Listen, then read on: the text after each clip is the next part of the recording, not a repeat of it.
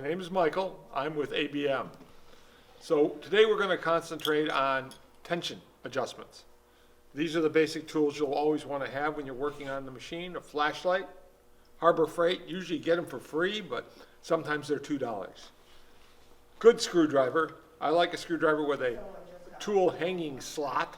Makes it easier to get some extra wrenching on it by putting another screwdriver in it to turn it.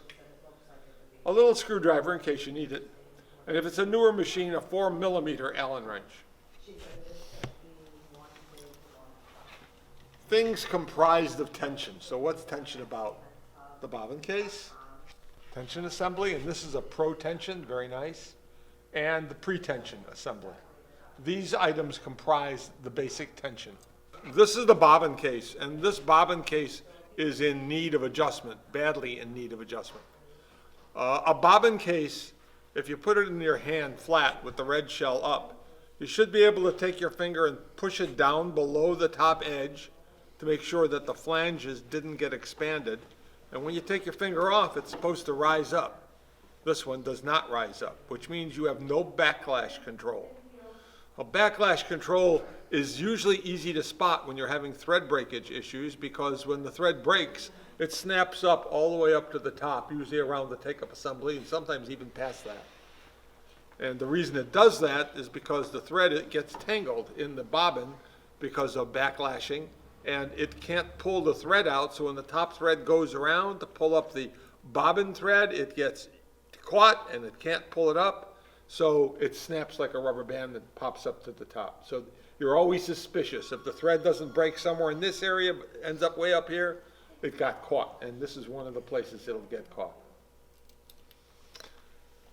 So what needs adjustment here is the backlash spring.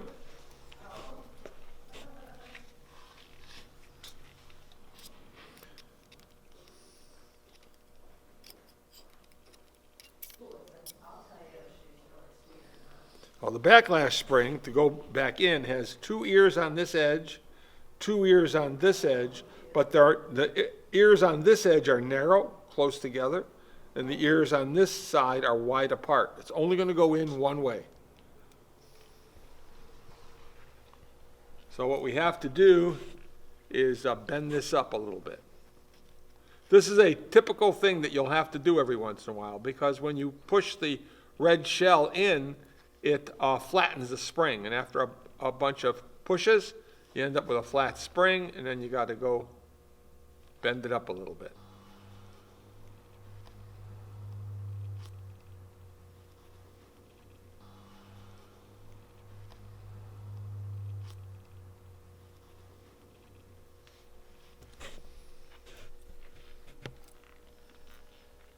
Make sure the ears get caught.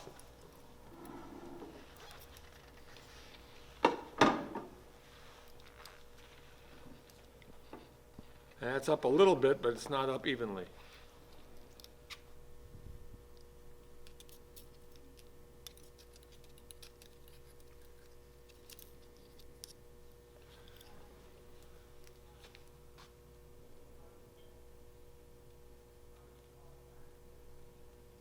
So what do you think, about an 1/8 of an inch, 1/16 of an inch? It's closer to a 1/16.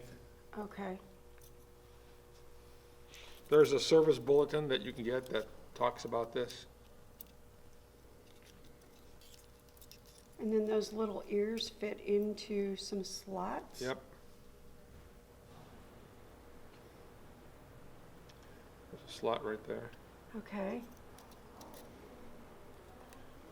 And this one goes in right there. Okay. So there's one on each side of that bobbin.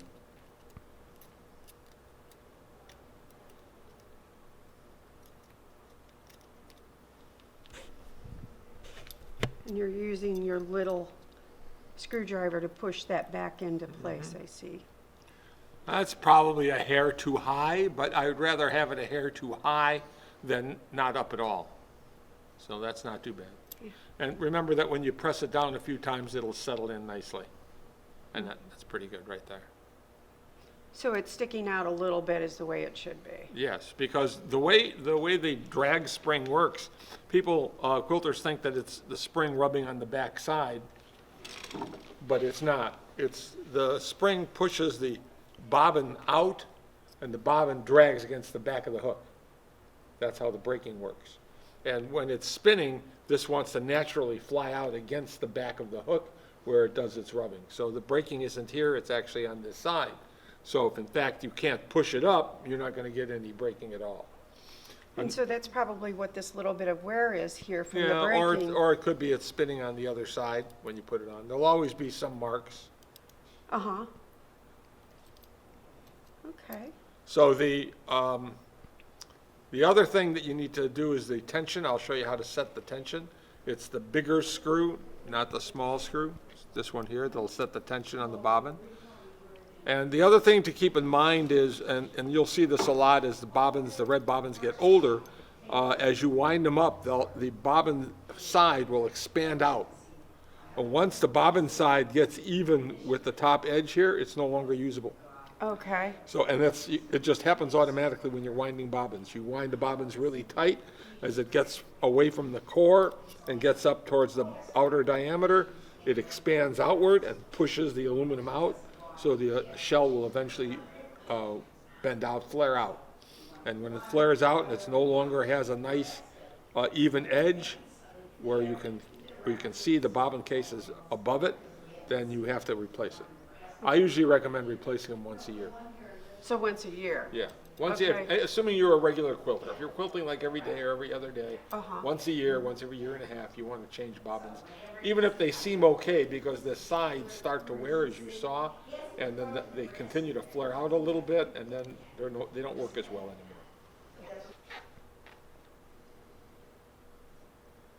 Okay, so this has got too much tension to it. How do you, So what makes it too much what I tension? like to see is I like to see the bobbin just lift about that much. Okay. Now, that's the lowest bobbin tension I go to. And the Okay. highest I go to is stand up vertically, but not come out of my hand. This one wants to come out of my hand. Okay. So that's way too tight. That doesn't mean it's never going to be the right amount of tension to be way too tight, but for most things, it's way too tight. So this is the screw.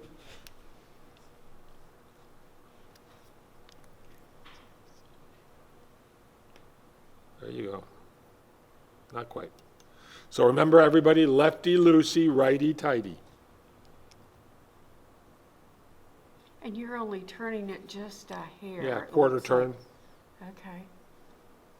Oh, look, it's not lifting out of your hand. Right, now you have to lift over the center of the bobbin case.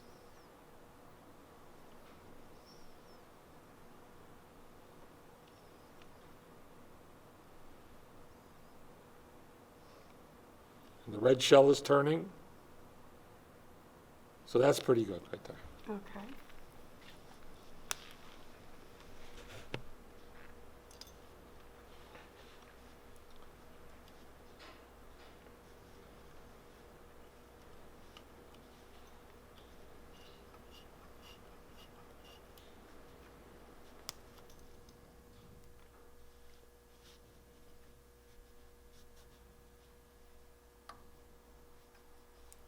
Get the red out of the way.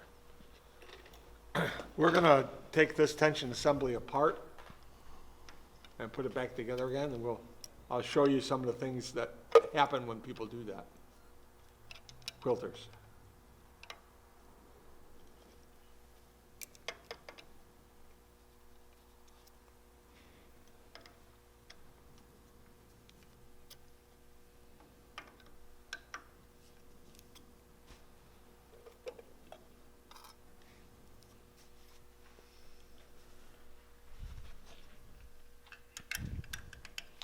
Newer machines, this will be a 4mm screw. Older machines, it'll be a 3/32 Allen wrench. If you can get these T-handle wrenches, that's the most convenient for doing most of the work. Okay, so we're now looking at our tension assembly, which is comprised of a number of parts. This is a pro tension. It has a plastic knob. The standard tension has a metal knob. I prefer the Pro Tension. It has a better tensioning system. It doesn't use the wool discs that the standard tension uses. And it doesn't need any oiling or maintenance other than keeping it clean.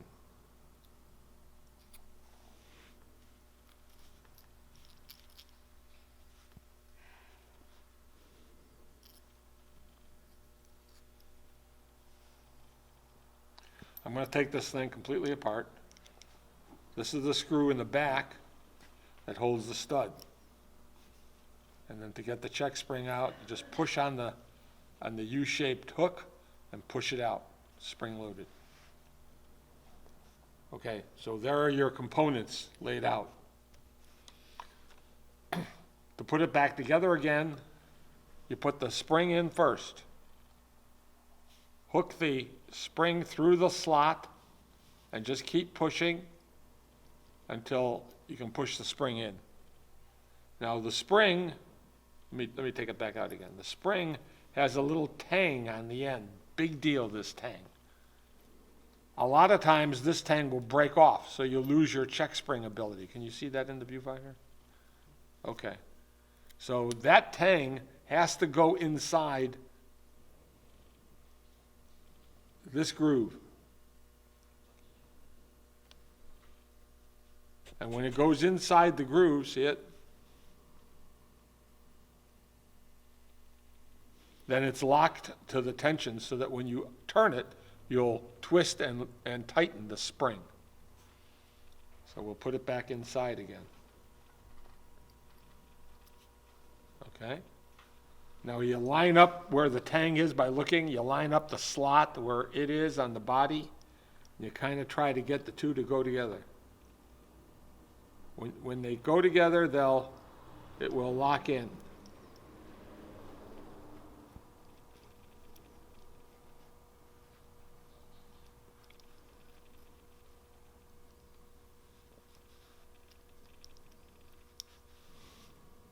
And when it's in the groove, it works the tension up and down. If it doesn't do that, you're not in. So if I hold on to it and push it down, it goes back up. So I'm caught. And you want to bring it up just so it touches the top of the slot. And then you want to tighten the screw. Don't get carried away, but make it tight. And make sure the tang is sticking out. The back of the stud, this is the stud. Make sure it's sticking out in the back.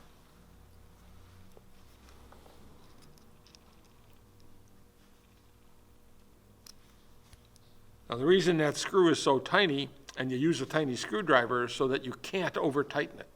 Because when you're setting the check spring tension, you have to force the stud to slip against the screw. That's why it seems so tight. It is not because the spring is tight. It's because the screw is holding this stud tight. These are the Teflon graphite impregnated discs that you'll probably get many, many years before you have to worry about replacing it. Just remember to not oil it. Just keep it clean of dirt. One disc, the rotary. Doesn't matter which direction it goes. Another disc. Now this pressure plate is a big deal. I would say a third of all the calls I get, if I look carefully at pictures that the customers send, I can tell they put this plate on upside down. So this is upside down. This is wrong. If they do it this way, you cannot get any tension. So you'll keep screwing the knob in and nothing's happening. So it rocks. That's a good idea. If it'll sit on there and rock like that, it's Not wrong. all of them will rock. Some of them are fairly flat, actually. Okay. It's easy to make the mistake. You have to remember that this thing goes back on with the rim facing outside, so the Beehive spring will cradle inside. Oh. See how that's cradled by the pressure plate? So it can't slip off. The little knurly plate, this side has no knurls, but sometimes they have knurls on both sides. What is a knurl? Oh, the little. Those are the knurls. Okay. The knurls make little clicky noises against the ratchet on the knob. So that keeps the knob from unwinding when the machine is running. Make sure that the knurls face the knob. Put the knob on. And I like to put the knob with the mark facing up at 12 o'clock because I'm going to be counting how many turns I give it. This is an easy way to do it. I'm ready to install. So when you install this, you want the top of the slot. So let's look at that. the top of the slot. Spring should be resting against the top of the slot. You want the top of the slot in the center of the screw, holding the thread guide just above it.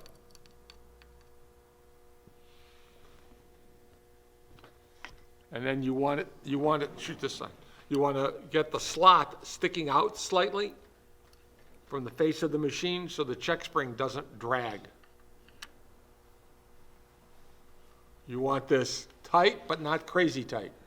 So that distance that's right here is what you say you want it out from the machine just a little I bit? need to see this slot about a dime's thickness from the face of the machine.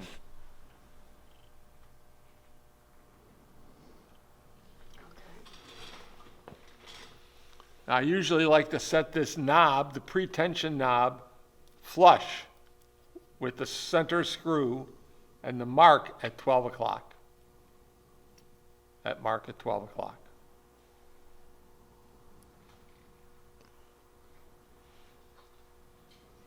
When threading the rotary tension, I like to go around a total of 3 times. The book says anywhere from 1.5 to 2.5, but I like to go that extra bit.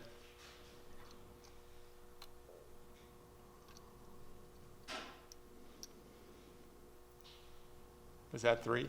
I hope so. Yeah, that was 3. I was All counting. right.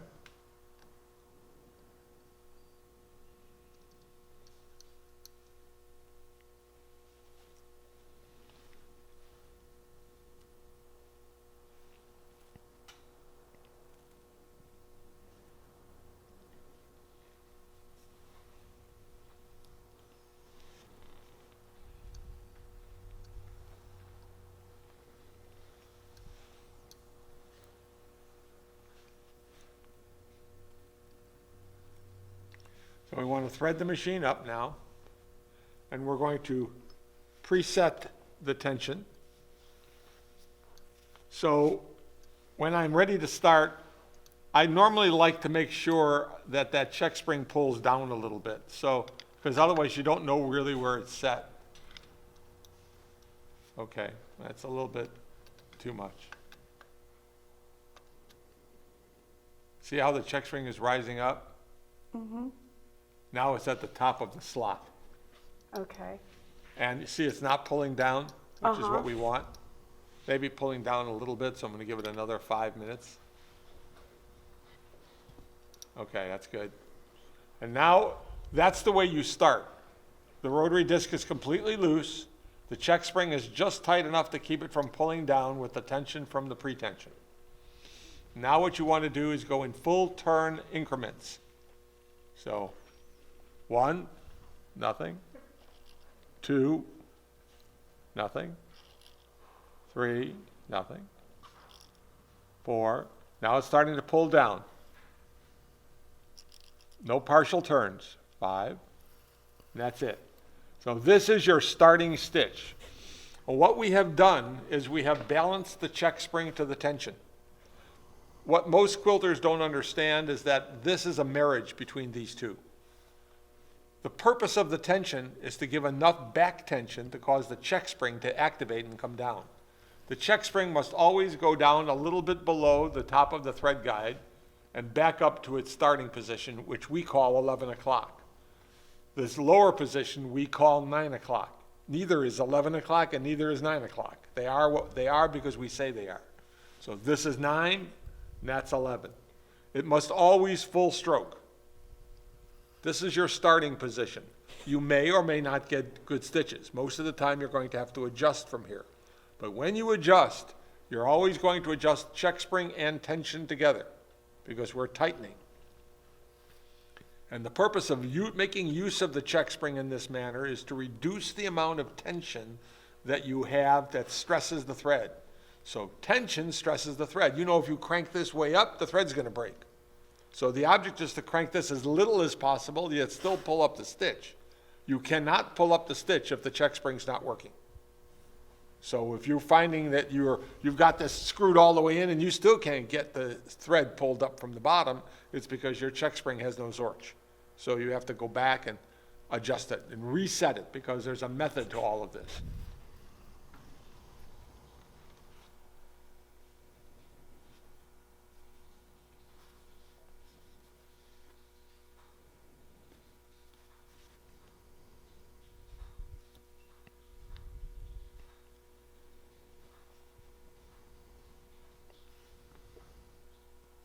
Don't forget to put your bobbin in.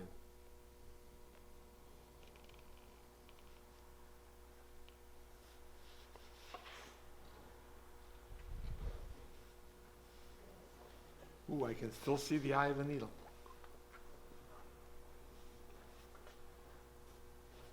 Doing better than I am. I have to fumble with it. When you're threading these new bobbins, you come up over the slot. There's a little groove right there, see it? Come into the lead-in groove, hook it down, and go through the slot. This enables you to feed the thread into the center where it pulls off smoothest.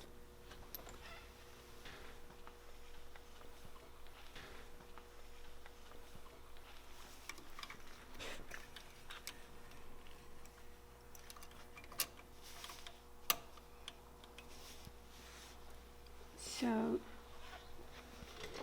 that bobbin, how it sits in there, the little lift part is on this side? When Yes. you go to lift it out, Yeah, it's on the about right. 3 o'clock, 3:30.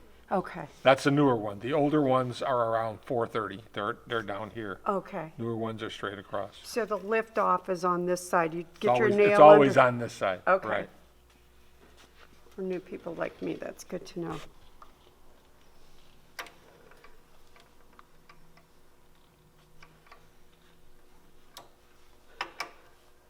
See it coming across?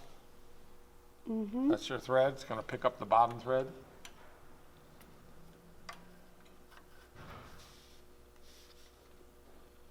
And picks it up. Oh, look at that.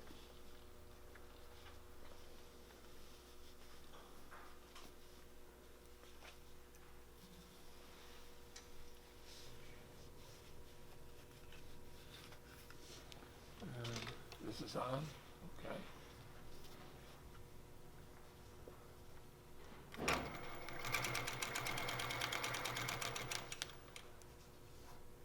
You should always pick up the thread. I didn't, but you should.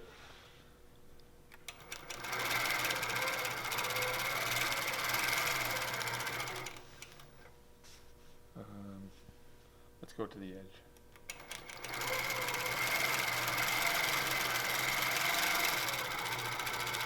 Nice stitches. Oh, well, the top stitches usually look okay. I want to get it near the edge where we can fold it over. Okay, here. And you can see that the bobbin thread, the top thread's not being pulled up. Okay? So now what we're going to do is we'll tighten the check spring 5 minutes to the right and tighten the knob a half a turn to the right. And then we'll repeat the process.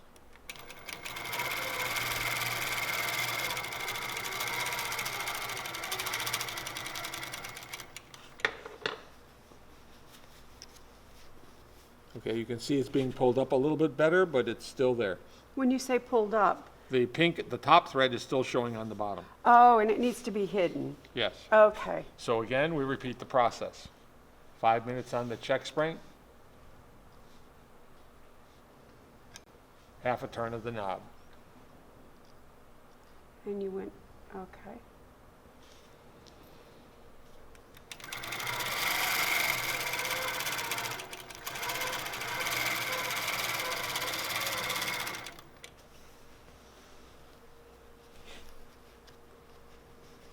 Still have top thread showing on the bottom.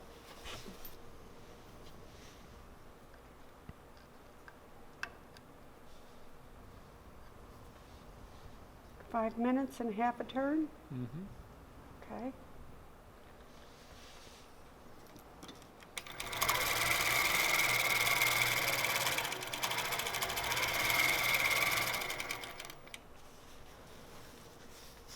Okay, now you can see the stitches are starting to pull in. Yeah. just a little bit of indentation. Yeah, when you look at the ones back here compared to, Right, you can see these are laying on the top, and and now those. this is already starting to be pulled in a little bit. Okay.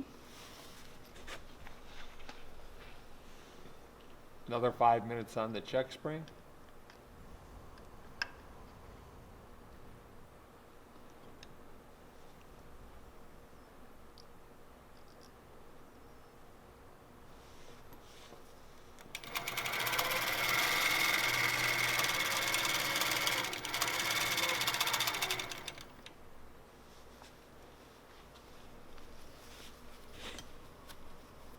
Let me get the right line here, this one here.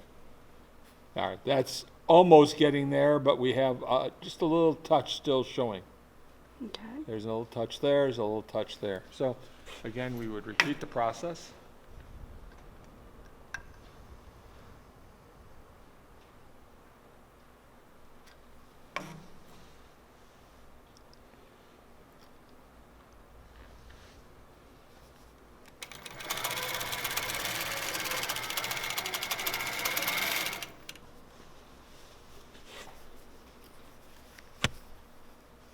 And there you go.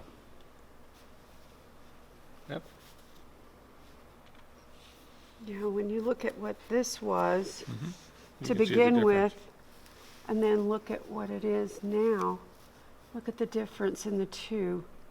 Much nicer. So is Okay. this, are we good here? I don't see think any we're good. pink. Yeah, I think we're okay. Okay. But the point is, after you're quilting for a little bit, just to double check the overall thickness, you can make another adjustment. But when tightening, you're always doing check spring and knob. I've got it worked out to where a half a turn of the knob matches 5 minutes of check spring.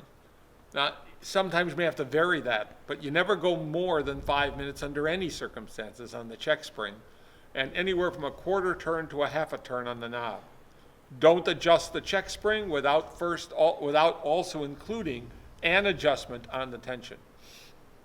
If you keep tensioning the check spring so that, you're thinking, wow, just put more check spring on there and it'll help, you're actually going to make it worse, because what happens is the check spring will stop pulling down. As you remember when we first started here,